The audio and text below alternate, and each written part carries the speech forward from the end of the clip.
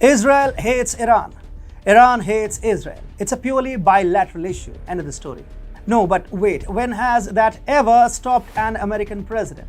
Barring the lone exception of Donald Trump in the recent past, American presidents have perfected the art of poking their nose everywhere. So Joe Biden's nose took off from Washington and landed in Tel Aviv to shove some sense into the Jewish nation. Too bad. The nose was promptly punched and flattened. It was a solid punch. Hi and welcome. You're watching TFI Global, the foreign affairs and geopolitical analysis arm of the TFI Media Group. I'm your host Atul Mishra. And in this video, I will tell you how an irritated Biden appealed to Israel to stop attacking Iran. Israel shut him up with its response. Let's begin. Backstabbing Israel, the United States of America, under its Democrat President Joe Biden, has started pressurizing the Middle Eastern nation to stop its bombing activities on Iran's nuclear facilities. Ahead of the Vienna nuclear talk to decide the fate of Tehran, the USA's remarks suggest that Biden and company have made up their mind to rejoin the Joint Comprehensive Plan of Action, or the JCPOA deal. Officials associated with the matter were quoted as saying by Jerusalem Post, American officials have warned their Israeli counterparts that the repeated attacks on Iranian nuclear facilities may be tactically satisfying, but they are ultimately counterproductive. However, giving a stiff middle finger to the US, Israeli officials remarked they have no intentions of giving up or waving away warnings, and that they may only be encouraging a sped-up rebuilding of the program. Israel and Iran are fierce enemies. Iran talks of wiping Israel from the world map. On the other hand, Israel vows not to let Iran get its hands on a nuclear bomb. Israel has approved a $1.5 billion budget to be used to prepare the military for a potential strike against the Iranian nuclear program. The budget aims at financing developing aircraft, intelligence gathering drones, and unique armaments which would be needed for bombing the Iranian nuclear program. Reported extensively by TFI, American President Joe Biden has been pushing to revive Obama's brainchild 2015 signed JCPOA, or what is more commonly known as the Iran nuclear deal. The Democrat propaganda has been that Trump's maximum pressure policy against Iran has failed and that Biden's negotiations with Tehran would succeed. At the outset, Trump understood how Iran was never serious about its commitments with world powers under the JCPOA.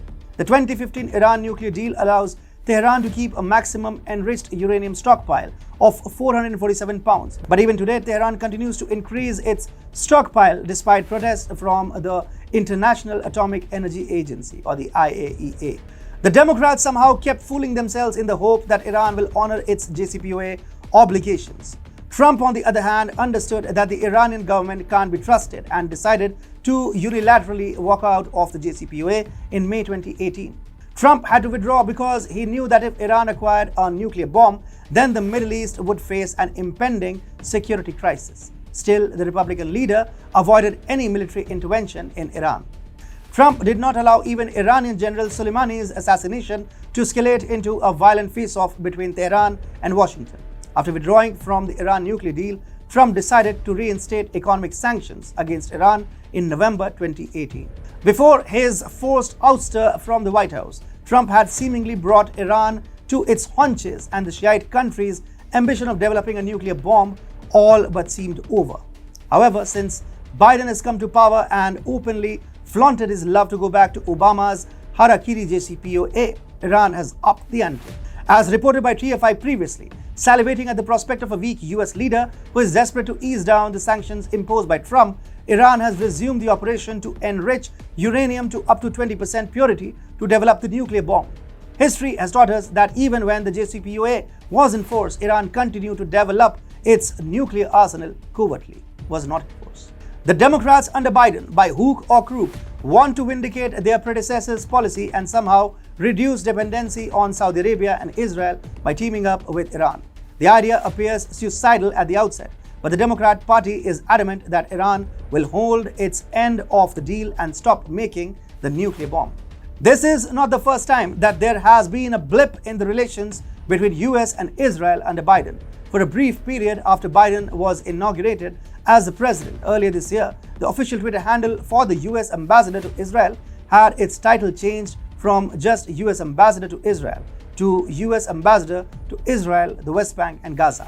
The title sparked an outcry online, including among Republican lawmakers, and was quietly changed back to US ambassador to Israel after a few hours. By adding both regions separately in the Twitter handle, a signal was inadvertently sent by Joe Biden and his team that Democrats were doing a volte-face on Trump's policy by bringing back Palestine on USA's agenda and playing into the hands of Hamas and Hezbollah terrorists. Thus, ratcheting up to the Iran nuclear deal doesn't come as a surprise. Israel-America relations had touched a low point toward the end of the Obama presidency, in large part due to Netanyahu's clashes with the Obama administration over the Iran deal. And the relations have been off to a shaky start in Biden's first year in the office as well.